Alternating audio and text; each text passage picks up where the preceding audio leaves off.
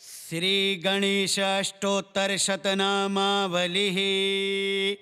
ॐ विघ्नराजाय नमः। ॐ विघ्नेश्वराय नमः। ॐ विघ्ननाथाय नमः। ॐ विघ्नहर्त्रे नमः। ॐ विनायकाय नमः। ॐ गजाननाय नमः। ॐ गजवक्त्राय नमः। ॐ गजमुखाय नमः। ॐ गजकर्णकाय नमः। ॐ लम्बोदराय नमः। ॐ महोदराय नमः। ॐ वक्रतुण्डाय नमः। ॐ एकदन्ताय नमः। ॐ शूर्पकर्णाय नमः। ॐ कपिलाय नमः। ॐ कृष्णपिङ्गाक्षाय नमः। ॐ भालचन्द्राय नमः। ॐ चन्द्रमौलये नमः। ॐ सर्वसिद्धिप्रदाय नमः। ॐ सिद्धिदाय नमः। ॐ सिद्धिनायकाय नमः। ॐ बुद्धिदात्रे नमः। ॐ बुद्धिप्रियाय नमः। ॐ महागणपतये नमः। ॐ हरिद्रगणपतये नमः। ॐ शृङ्गारगणपतये नमः। ॐ द्वारपालाय नमः। ॐ स्कन्दाग्रजाय नमः। ॐ शिवात्मजाय नमः। ॐ शम्भुनन्दनाय नमः। ॐ पार्वतीप्रियाय नमः। ॐ पार्वतीसुताय नमः। ॐ उमापुत्राय नमः। ॐ गिरिजानन्दनाय नमः। ॐ शङ्करात्मजाय नमः। ॐ शङ्करप्रियाय नमः। ॐ भालचन्द्रगणेश्वराय नमः। ॐ मूषकवाहनाय नमः। ॐ मूषकाधिपाय नमः। ॐ मूषकरूढाय नमः। ॐ नागयज्ञोपवीतिने नमः। ॐ नागभूषणाय नमः। ॐ नागेश्वरप्रियाय नमः। ॐ नागवल्लभाय नमः। ॐ नागकुण्डलिने नमः। ॐ अक्षरात्मने नमः। ॐ ओंकारेश्वराय नमः। ॐ प्रणवादिपाय नमः। ॐ प्रणवप्रियाय नमः। ॐ प्रणवस्वरूपाय नमः। ॐ वागीश्वराय नमः। ॐ वाग्वल्लभाय नमः। ॐ मन्त्रेश्वराय नमः। ॐ मन्त्रस्वरूपाय नमः। ॐ मन्त्रप्रियाय नमः। ॐ मन्त्रवेद्याय नमः। ॐ वेदगर्भाय नमः। ॐ वेदात्मने नमः। ॐ वेदान्तविदे नमः। ॐ वेदप्रियाय नमः। ॐ यज्ञेश्वराय नमः। ॐ यज्ञप्रियाय नमः। ॐ यज्ञस्वरूपाय नमः। ॐ धर्मपालाय नमः। ॐ धर्मेश्वराय नमः। ॐ धर्मात्मने नमः। ॐ धर्मप्रियाय नमः। ॐ रिद्धिसिद्धिपतये नमः। ॐ रिद्धिनायकाय नमः। ॐ रिद्धिसिद्धिदाय नमः। ॐ सौम्यरूपाय नमः। ॐ सौम्यनयनाय नमः। ॐ सौम्यात्मने नमः। ॐ सौम्यप्रियाय नमः। ॐ दयामयाय नमः। ॐ करुणाकराय नमः। ॐ भक्तप्रियाय नमः। ॐ भक्तवत्सलाय नमः। ॐ भक्ताभीष्टप्रदाय नमः। ॐ भक्तरक्षकाय नमः ॐ मोदकप्रियाय नमः ॐ मोदकहस्ताय नमः ॐ लड्डुप्रियाय नमः ॐ अन्नप्रियाय नमः ॐ अन्नेश्वराय नमः ॐ शान्तिदात्रे नमः ॐ शान्तिकारकाय नमः ॐ शान्तिनायकाय नमः ॐ शान्तिप्रियाय नमः ॐ ऐश्वर्यदाय नमः ॐ सौभाग्यदाय नमः ॐ सम्पददाय नमः ॐ सर्वमङ्गलाय नमः ॐ सर्वानन्दकराय नमः ॐ सर्वपालकाय नमः ॐ सर्वेश्वराय नमः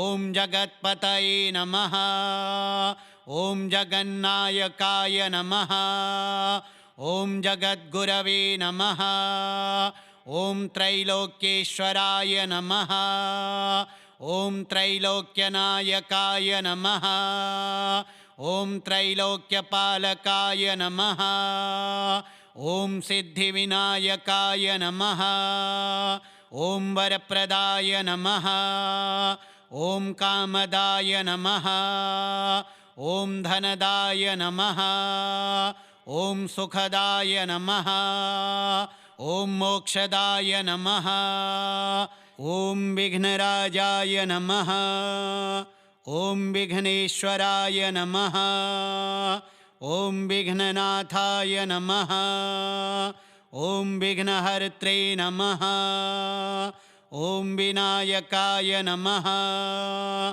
ॐ गजाननाय नमः ॐ गजवक्त्राय नमः ॐ गजमुखाय नमः ॐ गजकर्णकाय नमः ॐ लम्बोदराय नमः ॐ महोदराय नमः ॐ वक्रतुण्डाय नमः ॐ एकदन्ताय नमः ॐ शूर्पकर्णाय नमः ॐ कपिलाय नमः ॐ कृष्णपिङ्गाक्षाय नमः ॐ भालचन्द्राय नमः ॐ चन्द्रमौलये नमः ॐ सर्वसिद्धिप्रदाय नमः ॐ सिद्धिदाय नमः ॐ सिद्धिनायकाय नमः ॐ बुद्धिदात्रे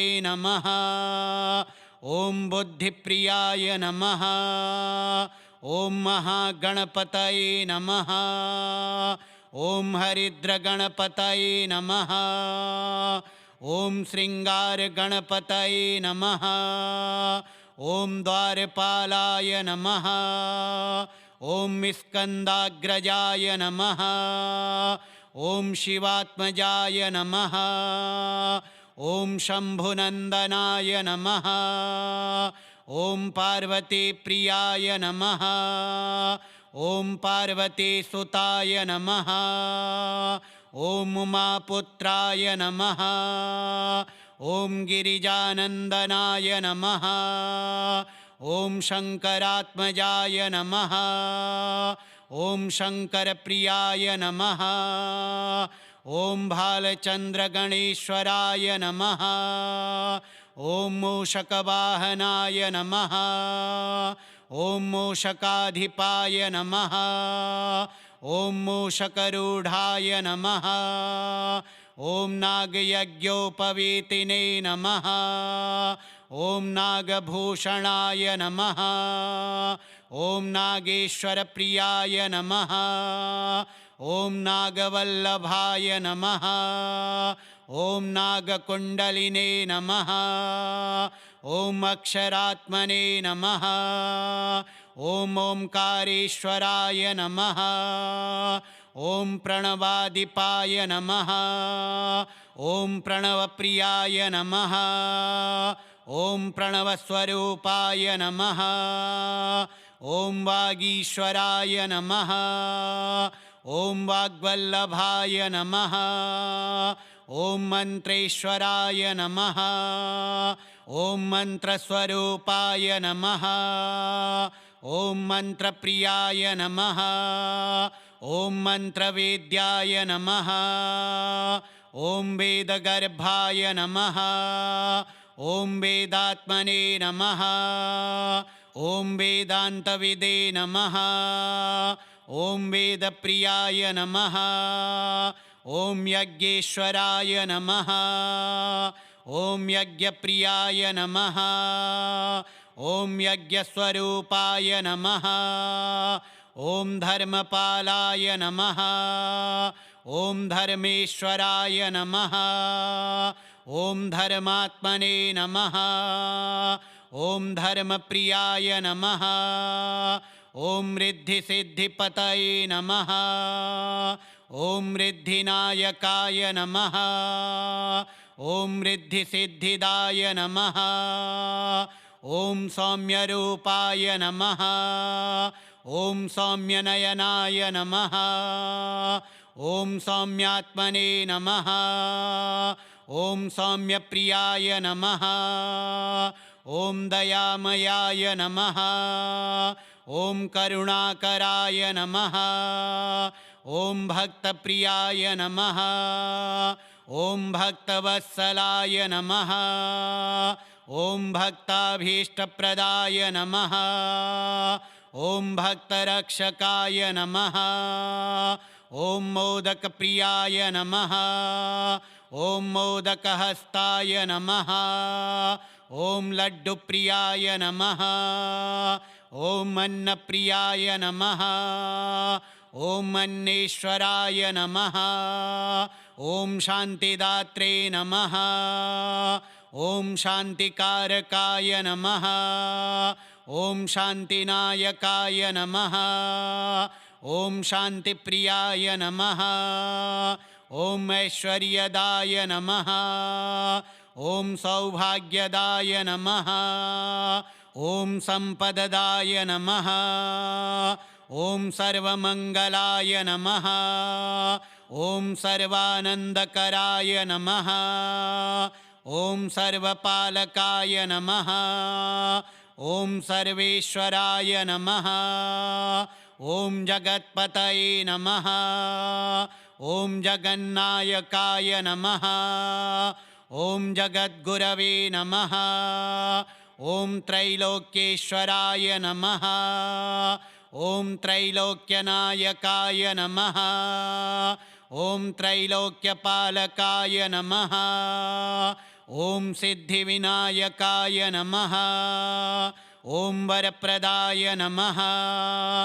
ॐ कामदाय नमः ॐ धनदाय नमः ॐ सुखदाय नमः ॐ मोक्षदाय नमः ॐ विघ्नराजाय नमः ॐ विघ्नेश्वराय नमः ॐ विघ्ननाथाय नमः ॐ विघ्नहर्त्रे नमः ॐ विनायकाय नमः ॐ गजाननाय नमः ॐ गजवक्त्राय नमः ॐ गजमुखाय नमः ॐ गजकर्णकाय नमः ॐ लम्बोदराय नमः ॐ महोदराय नमः ॐ वक्रतुण्डाय नमः ॐ एकदन्ताय नमः ॐ शूर्पकर्णाय नमः ॐ कपिलाय नमः ॐ कृष्णपिङ्गाक्षाय नमः ॐ भालचन्द्राय नमः ॐ चन्द्रमौलये नमः ॐ सर्वसिद्धिप्रदाय नमः ॐ सिद्धिदाय नमः ॐ सिद्धिनायकाय नमः ॐ बुद्धिदात्रे नमः ॐ बुद्धिप्रियाय नमः ॐ महागणपतये नमः ॐ हरिद्रगणपतये नमः ॐ शृङ्गारगणपतये नमः।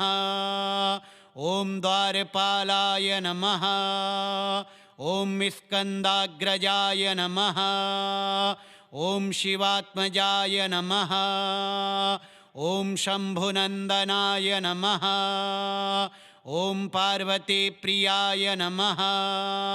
ॐ पार्वतीसुताय नमः। ॐ उमापुत्राय नमः। ॐ गिरिजानन्दनाय नमः। ॐ शङ्करात्मजाय नमः। ॐ शङ्करप्रियाय नमः। ॐ भालचन्द्रगणेश्वराय नमः। ॐ मूषकवाहनाय नमः। ॐ मूषकाधिपाय नमः। ॐ मूषकरूढाय नमः। ॐ नागयज्ञोपवीतिने नमः।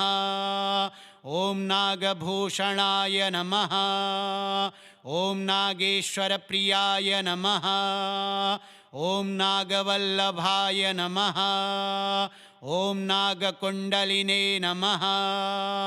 ॐ अक्षरात्मने नमः। ॐ ओंकारेश्वराय नमः। ॐ प्रणवादिपाय नमः। ॐ प्रणवप्रियाय नमः। ॐ प्रणवस्वरूपाय नमः। ॐ वागीश्वराय नमः। ॐ वाग्वल्लभाय नमः। ॐ मन्त्रेश्वराय नमः। ॐ मन्त्रस्वरूपाय नमः। ॐ मन्त्रप्रियाय नमः। ॐ मन्त्रवेद्याय नमः। ॐ वेदगर्भाय नमः। ॐ वेदात्मने नमः। ॐ वेदान्तविदे नमः। ॐ वेदप्रियाय नमः। ॐ यज्ञेश्वराय नमः। ॐ यज्ञप्रियाय नमः। ॐ यज्ञस्वरूपाय नमः। ॐ धर्मपालाय नमः। ॐ धर्मेश्वराय नमः। ॐ धर्मात्मने नमः। ॐ धर्मप्रियाय नमः। ॐ रिद्धिसिद्धिपतये नमः। ॐ रिद्धिनायकाय नमः। ॐ रिद्धिसिद्धिदाय नमः। ॐ सौम्यरूपाय नमः। ॐ सौम्यनयनाय नमः। ॐ सौम्यात्मने नमः। ॐ सौम्यप्रियाय नमः। ॐ दयामयाय नमः। ॐ करुणाकराय नमः। ॐ भक्तप्रियाय नमः। ॐ भक्तवत्सलाय नमः। ॐ भक्ताभीष्टप्रदाय नमः। ॐ भक्तरक्षकाय नमः। ॐ मोदकप्रियाय नमः। ॐ मोदकहस्ताय नमः। ॐ लड्डुप्रियाय नमः। ॐ अन्नप्रियाय नमः। ॐ अन्नेश्वराय नमः। ॐ शान्तिदात्रे नमः। ॐ शान्तिकारकाय नमः। ॐ शान्तिनायकाय नमः। ॐ शान्तिप्रियाय नमः। ॐ ऐश्वर्यदाय नमः। ॐ सौभाग्यदाय नमः। ॐ सम्पददाय नमः। ॐ सर्वमङ्गलाय नमः। ॐ सर्वानन्दकराय नमः। ॐ सर्वपालकाय नमः। ॐ सर्वेश्वराय नमः। ॐ जगत्पतये नमः। ॐ जगन्नायकाय नमः। ॐ जगद्गुरवे नमः। ॐ त्रैलोक्येश्वराय नमः। ॐ त्रैलोक्यनायकाय नमः। ॐ त्रैलोक्यपालकाय नमः। ॐ सिद्धिविनायकाय नमः। ॐ वरप्रदाय नमः। ॐ कामदाय नमः। ॐ धनदाय नमः। ॐ सुखदाय नमः ॐ मोक्षदाय नमः श्रीगणेशाष्टोत्तरशतनामावलिः श्रीगणेशार्पणमस्तु ॐ गं गणपतये नमः।